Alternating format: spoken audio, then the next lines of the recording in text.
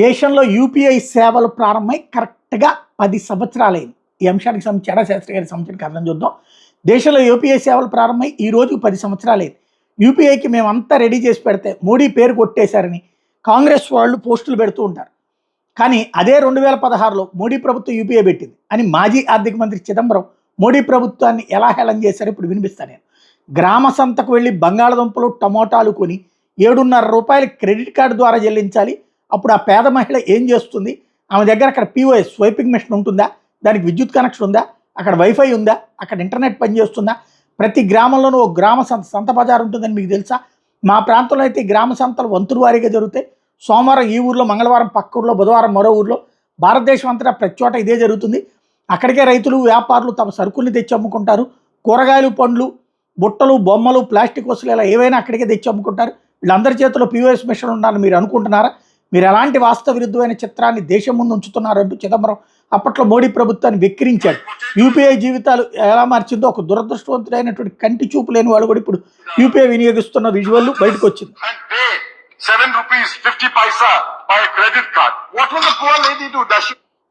ఇదే మేధావిత్వం అంటారు. ఆ రోజున ఇది విన్నోళ్ళందరూ మేధావిత్వం కరెక్టే కదా, మోడీ అతి చేశాడన్నారు. తీరా ఇవాళ చూస్తుంటే ఏం కనబడుతుంది?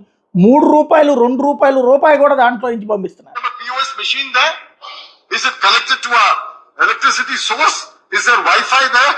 Is the internet working there? Do you know that every village has got a village fair? In my part of the country, the village fair takes in turns. Monday in this village, Tuesday in the next village, Wednesday in that village. All over India. Everywhere. That is where you bring your produce and sell. అక్కడ ఆయనకి తెలియంది ఏంటంటే దేశమంతా అందరికీ cell ఫోన్లు, దాంట్లో డేటాలు, దాంతోపాటుగా cell signals అందడానికి maximum అప్పటికే తగిన ఏర్పాట్లు చేశాకనే నరేంద్ర మోడీ చేశారు. కానీ ఇదంతా వీళ్ళు చెప్పినట్టు సొల్లి కబుర్లు చెప్పుకోవడం చేతకాలేదు బీజేపీకి. ఇదిగో ఆ ఊర్లో చేసేసాం, ఈ ఊళ్ళో ముందుకు వచ్చేసింది, అక్కడ బాగుపడిపోయింది, ఇక్కడ బాగుపడిపోయింది, మేము అట్లా మార్చేసాం, ఇట్లా చేసేసామని చెప్పుకోవాలి బీజేపీ. మోడీ కూడా చెప్పుకోలేదు.